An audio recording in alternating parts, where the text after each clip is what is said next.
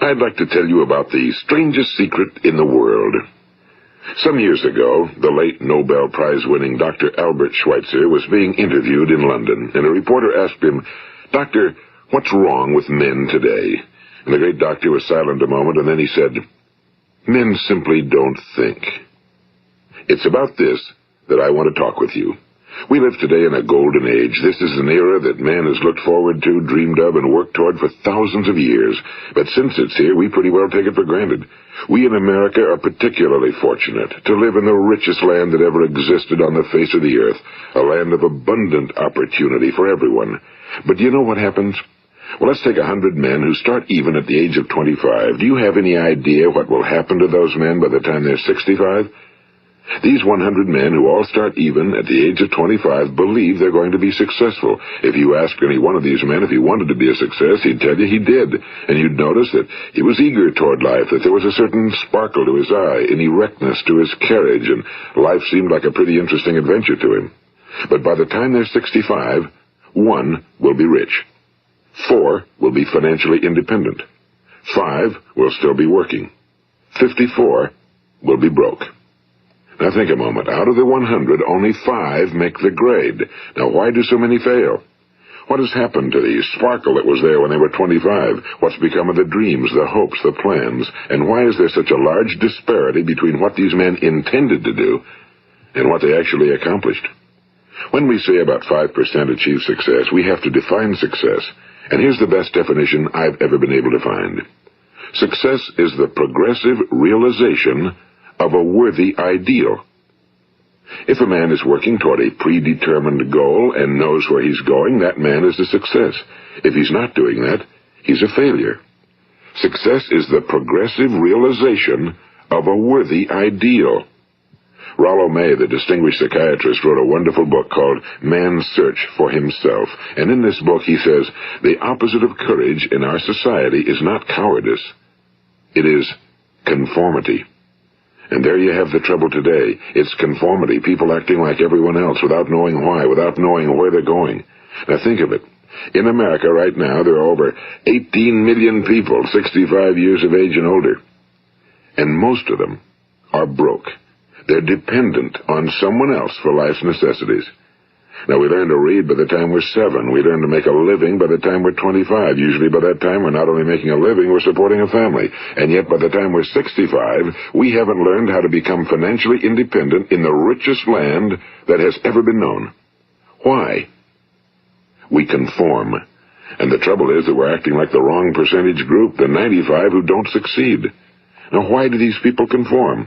Well, they really don't know. These people believe that their lives are shaped by circumstances, by things that happen to them, by exterior forces. They're outer-directed people.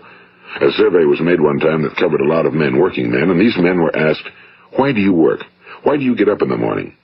19 out of 20 had no idea. If you ask them, they'll say, well, everyone goes to work in the morning, and that's the reason they do it, because everyone else is doing it. Now let's get back to our definition of success. Who succeeds? The only person who succeeds is the person who is progressively realizing a worthy ideal. He's the person who says, I'm going to become this, and then begins to work toward that goal. I'll tell you who the successful people are. A success is the school teacher who's teaching school because that's what he or she wants to do. The success is the woman who's a wife and mother because she wanted to become a wife and mother and is doing a good job of it. The success is the man who runs the corner gas station because that was his dream. That's what he wanted to do. The success is the successful salesman who wants to become a top-notch salesman and grow and build with his organization. A success is anyone who is doing deliberately a predetermined job because that's what he decided to do deliberately. But only 1 out of 20 does that. That's why today there isn't really any competition unless we make it for ourselves. Instead of competing, all we have to do is create. You know, for 20 years, I looked for the key which would determine what would happen to a human being. Was there a key I wanted to know which would make the future a promise that we could foretell to a large extent? Was there a key that would guarantee a person's becoming successful if he only knew about it and knew how to use it? Well, there is such a key, and I've found it. Have you ever wondered why so many men work so hard and honestly without ever achieving anything in particular, and others don't seem to work hard and yet seem to get everything? They seem to have the magic touch. You've heard them say that about someone. Everything he touches turns to gold. And have you ever noticed that a man who becomes successful tends to continue to become successful? And on the other hand, have you noticed how a man who's a failure tends to continue to fail? Well, it's because of goals. Some of us have goals, some don't. People with goals succeed because they know where they're going. It's that simple. Think of a ship leaving a harbor, and think of it with the complete voyage mapped out and planned. The captain and crew know exactly where it's going and how long it'll take. It has a definite goal. Now, 9,999 times out of 10,000, it will get to where it started out to get. Now, let's take another ship, just like the first, only let's not put a crew on it or a captain at the helm. Let's give it no aiming point, no goal, no destination. We just start the engines and let it go. I think you'll agree with me that if it gets out of the harbor at all, it will either sink or wind up on some deserted beach, a derelict. It can't go anyplace because it has no destination and no guidance, and it's the same with a human being. Take the salesman, for example. There's no other person in the world today with the future of a good salesman. Selling is the world's highest paid profession, if we're good at it and if we know where we're going.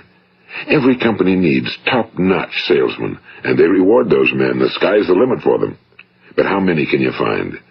Someone once said the human race is fixed, not to prevent the strong from winning, but to prevent the weak from losing. The American economy today can be likened to a convoy in time of war. The entire economy is slowed down to protect its weakest link, just as the convoy had to go at the speed that would permit its slowest vessel to remain in formation. That's why it's so easy to make a living today. It takes no particular brains or talent to make a living and support a family today. So we have a plateau of so-called security, if that's what a person's looking for. But we do have to decide how high above this plateau we want to aim. Now let's get back to the strangest secret in the world, the story that I wanted to tell you today. Why do men with goals succeed in life and men without them fail? Well, let me tell you something which, if you really understand it, will alter your life immediately. If you understand completely what I'm going to tell you from this moment on, your life will never be the same again. You will suddenly find that good luck just seems to be attracted to you. The things you want just seem to fall in line, and from now on you won't have the problems, the worries, the gnawing lump of anxiety that perhaps you've experienced before. Doubt, fear, well, they'll be things of the past. Here's the key to success and the key to failure. We become what we think about. Now let me say that again. We become what we think about. Throughout all history, the great wise men and teachers, philosophers and prophets have disagreed with one another on many different things. It's only on this one point that they are in complete and unanimous agreement. Listen to what Marcus Aurelius, the great Roman emperor, said. A man's life is what his thoughts make of it. Disraeli said this, everything comes if a man will only wait. I've brought myself by long meditation to the conviction that a human being with a settled purpose must accomplish it, and that nothing can resist a will that will stake even existence for its fulfillment. Ralph Waldo Emerson said this, a man is what he thinks about all day long. William James said, the greatest discovery of my generation is that human beings can alter their lives by altering their attitudes of mind. And he also said, we need only in cold blood act as if the thing in question were real, and it will become infallibly real by growing into such a connection with our life that it will become real. It will become so knit with habit and emotion that our interest in it will be those which characterize belief. And he also said, if you only care enough for a result, you will almost certainly attain it. If you wish to be rich, you will be rich. If you wish to be learned, you will be learned. If you wish to be good, you will be good. Only you must then really wish these things and wish them exclusively, and not wish at the same time 100 other incompatible things just as strongly. In the Bible, you read in Mark 9:23, if thou canst believe, all things are possible to him that believeth. My old friend Dr. Norman Vincent Peale put it this way, this is one of the greatest laws in the universe. Fervently do I wish I had discovered it as a very young man. It dawned upon me much later in life, and I found it to be one of the greatest, if not my greatest discovery outside of my relationship to God. The great law, briefly and simply stated, is that if you think in negative terms, you will get negative results. If you think in positive terms, you will achieve positive results. That is the simple fact, he went on to say, which is at the basis of an astonishing law of prosperity and success. In 3 words, believe and succeed. William Shakespeare put it this way: our doubts are traitors and make us lose the good we oft might win by fearing to attempt. George Bernard Shaw said, people are always blaming their circumstances for what they are. I don't believe in circumstances. The people who get on in this world are the people who get up and look for the circumstances they want, and if they can't find them, make them. Well, it's pretty apparent, isn't it? And every person who discovered this for a while believed that he was the first one to work it out. We become what we think about. Now, it stands to reason that a person who's thinking about a concrete and worthwhile goal is going to reach it, because that's what he's thinking about, and we become what we think about. Conversely, the man who has no goal, who doesn't know where he's going, and whose thoughts must therefore be thoughts of confusion and anxiety and fear and worry, becomes what he thinks about. His life becomes one of frustration and fear and anxiety and worry. And if he thinks about nothing, he becomes nothing. Now, how does it work? Why do we become what we think about? Well, I'll tell you how it works as far as we know. Now, to do this, I want to tell you about a situation that parallels the human mind. Suppose a farmer has some land, and it's good fertile land. Now, the land gives the farmer a choice. He may plant in that land whatever he chooses. The land doesn't care. It's up to the farmer to make the decision. Now, remember, we're comparing the human mind with the land because the mind, like the land, doesn't care what you plant in it. It will return what you plant, but it doesn't care what you plant. Now, let's say that the farmer has 2 seeds in his hand. One is a seed of corn. The other is nightshade, a deadly poison. He digs 2 little holes in the earth, and he plants both seeds, one corn, the other nightshade. He covers up the holes, waters, and takes care of the land, and what will happen? Invariably, the land will return what's planted. As it's written in the Bible, as ye sow, so shall ye reap. Now remember, the land doesn't care. It'll return poison in just as wonderful abundance as it will corn. So up come the 2 plants, one corn, one poison. Now, the human mind is far more fertile, far more incredible and mysterious than the land, but it works the same way. It doesn't care what we plant. Success, failure. A concrete, worthwhile goal, or confusion. Misunderstanding, fear, anxiety, and so on. But what we plant, it must return to us. You see, the human mind is the last great unexplored continent on Earth. It contains riches beyond our wildest dreams. It will return anything we want to plant. Now, you might say, well, if that's true, why don't people use their minds more? Well, I think they figured out an answer to that one, too. Our mind comes as standard equipment at birth. It's free, and things that are given to us for nothing we place little value on. Things that we pay money for, we value. The paradox is that exactly the reverse is true. Everything that's really worthwhile in life came to us free. Our minds, our souls, our bodies, our hopes, our dreams, our ambitions, our intelligence, our love of family and children and friends and country, all these priceless possessions are free. But the things that cost us money are actually very cheap and can be replaced at any time. A good man can be completely wiped out and make another fortune. He can do that several times. Even if our home burns down, we can rebuild it. But the things we got for nothing, we can never replace. The human mind isn't used because we take it for granted. Familiarity breeds contempt. It can do any kind of job we assign to it, but generally speaking, we use it for little jobs instead of big, important ones. Universities have proved that most of us are operating on about 10% or less of our abilities. So decide now, what is it you want? Plant your goal in your mind. It's the most important decision you'll ever make in your entire life. What is it you want? Do you want to be an outstanding salesman? A better worker at your particular job? Do you want to go places in your company? In your community? Do you want to get rich? All you've got to do is plant that seed in your mind, care for it, work steadily toward your goal, and it will become a reality. It not only will, there's no way that it cannot. You see, that's a law, like the laws of Sir Isaac Newton, the laws of gravity. If you get on top of a building and jump off, you'll always go down. You'll never go up, and it's the same with all the other laws of nature. They always work. They're inflexible. Think about your goal in a relaxed, positive way. Picture yourself in your mind's eye as having already achieved this goal. See yourself doing the things you will be doing when you've reached your goal. Ours has been called the phenobarbital age, the age of ulcers and nervous breakdowns and tranquilizers, at a time when medical research has raised us to a new plateau of good health and longevity. Far too many of us worry ourselves into an early grave, trying to cope with things in our own little personal ways, without learning a few great laws that will take care of everything for us. These things we bring on ourselves through our habitual way of thinking. Every one of us is the sum total of his own thoughts. He is where he is because that's exactly where he really wants to be, whether he'll admit that or not. Each of us must live off the fruit of his thoughts in the future, because what you think today and tomorrow, next month and next year, will mold your life and determine your future. You're guided by your mind.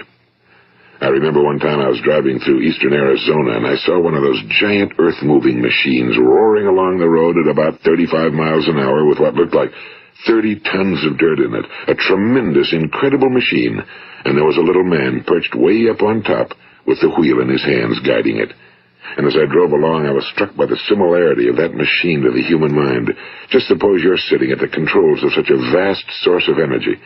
Are you going to sit back and fold your arms and let it run itself into a ditch? Or are you going to keep both hands firmly on the wheel and control and direct this power to a specific, worthwhile purpose? It's up to you. You're in the driver's seat. You see, the very law that gives us success is a two-edged sword. We must control our thinking. The same rule that can lead a man to a life of success, wealth, happiness, and all the things he ever dreamed of for himself and his family. That very same law can lead him into the gutter. It's all in how he uses it, for good or for bad. This is the strangest secret in the world. Now, why do I say it's strange, and why do I call it a secret? Actually, it isn't a secret at all. It was first promulgated by some of the earliest wise men, and it appears again and again throughout the Bible, but very few people have learned it, understand it. That's why it's strange, and why for some equally strange reason it virtually remains a secret. I believe that you could go out and walk down the main street of your town and ask one man after another what the secret of success is, and you probably wouldn't run into one man in a month who could tell you. Now, this information is enormously valuable to us if we really understand it and apply it. It's valuable to us not only for our own lives, but the lives of those around us, our families, employees, associates, and friends. Life should be an exciting adventure. It should never be a bore.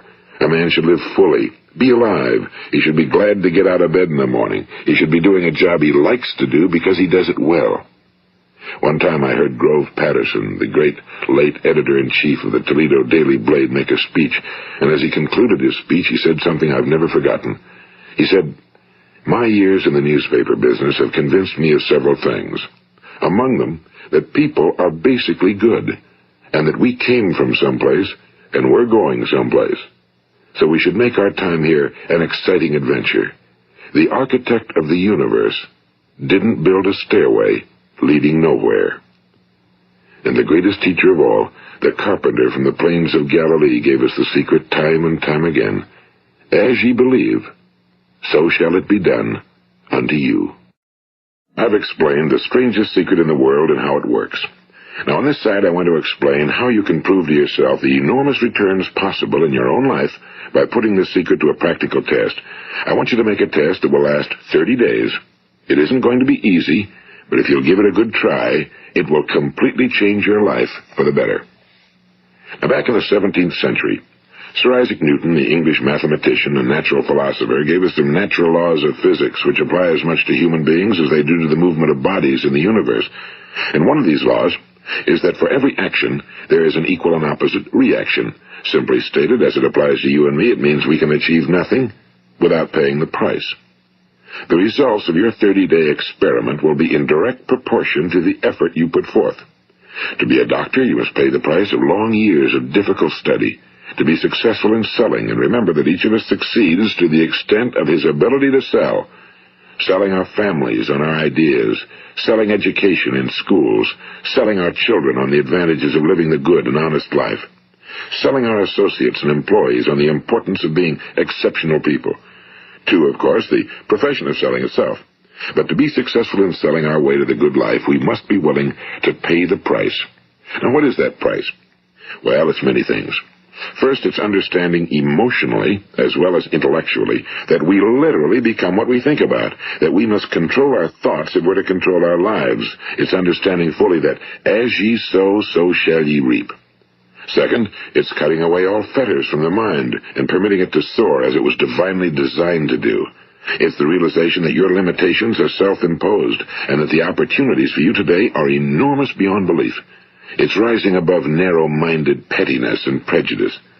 And third, it's using all your courage to force yourself to think positively on your own problem, to set a definite and clearly defined goal for yourself, to let your marvelous mind think about your goal from all possible angles, to let your imagination speculate freely upon many different possible solutions, to refuse to believe that there are any circumstances sufficiently strong to defeat you in the accomplishment of your purpose, to act promptly and decisively when your course is clear, and to keep constantly aware of the fact that you are, at this moment, standing in the middle of your own acres of diamonds, as Russell Conwell used to point out.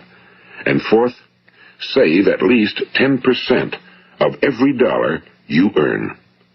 It's also remembering that no matter what your present job, it has enormous possibilities, if you're willing to pay the price. Now let's just go over the important points in the price each of us must pay to achieve the wonderful life that can be ours. It is, of course, worth any price. 1. You will become what you think about. 2. Remember the word imagination and let your mind begin to soar. 3. Courage. Concentrate on your goal every day.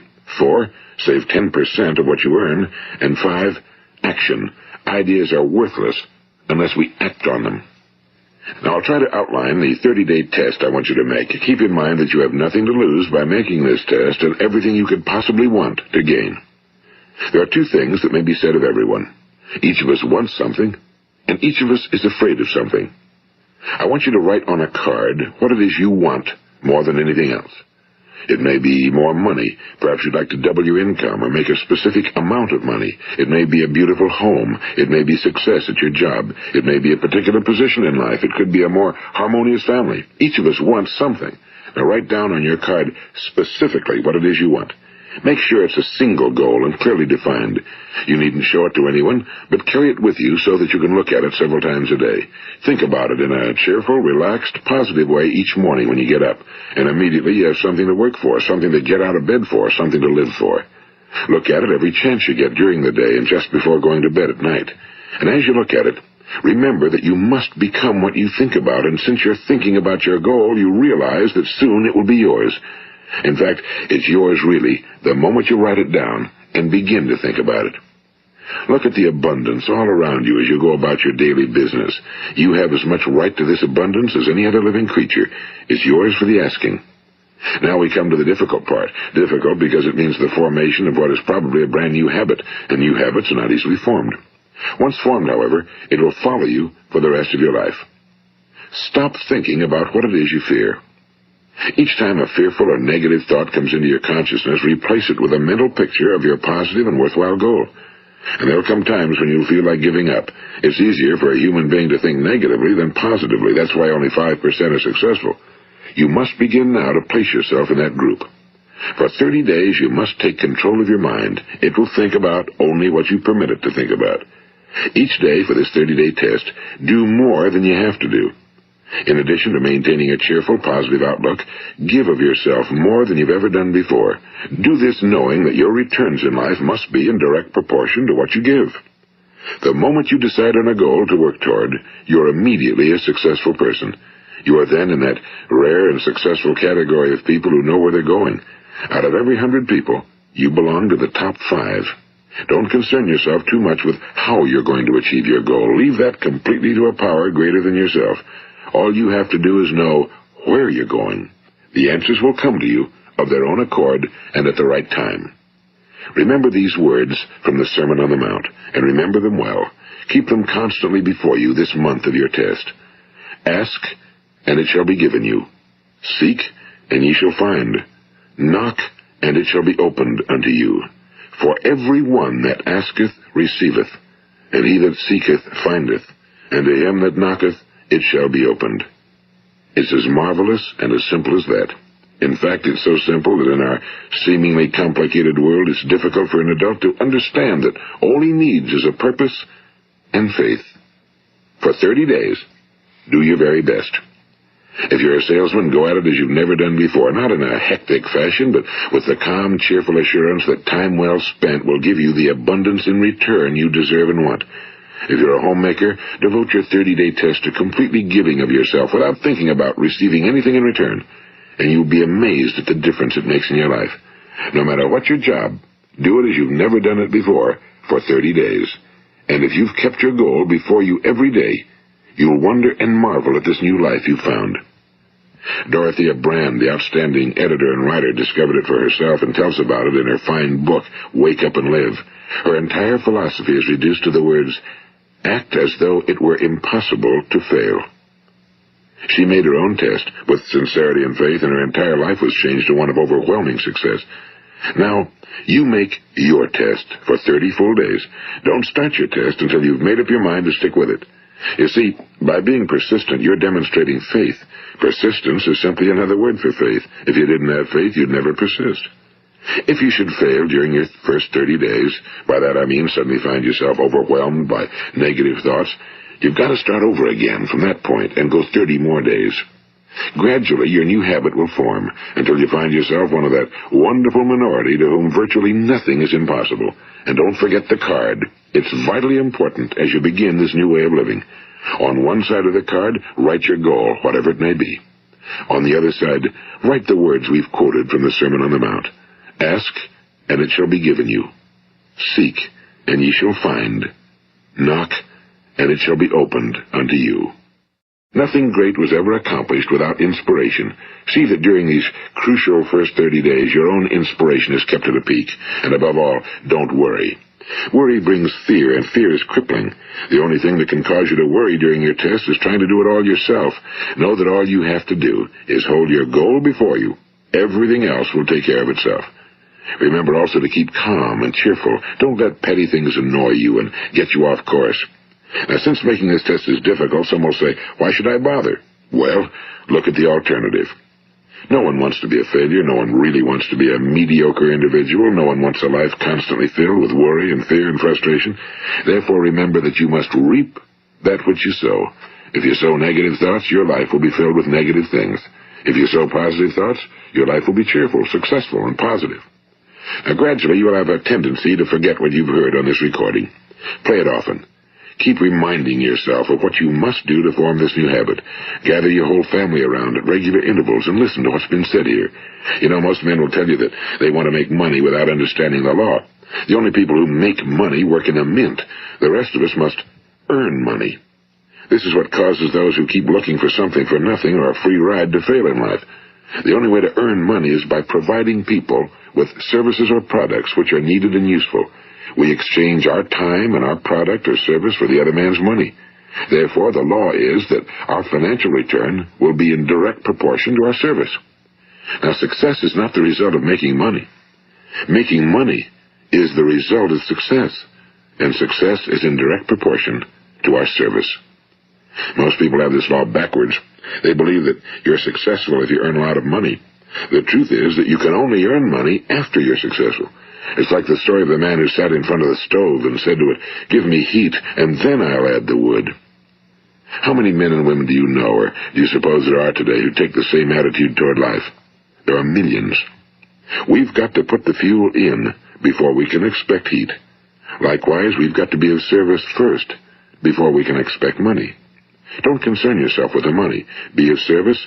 Build, work, dream, create. Do this, and you'll find there's no limit to the prosperity and abundance that will come to you. Prosperity, you know, is founded upon a law of mutual exchange. Any person who contributes to prosperity must prosper in turn himself. Sometimes the return will not come from those you serve, but it must come to you from someplace, because that's the law. For every action, there is an equal and opposite reaction. As you go daily through your 30-day test period, remember that your success will always be measured by the quality and quantity of service you render, and money is a yardstick for measuring this service. No man can get rich himself unless he enriches others. Now, there are no exceptions to a law. You can drive down any street in America and from your car estimate the service that's being rendered by the people living on that street. Had you ever thought of this yardstick before? It's interesting.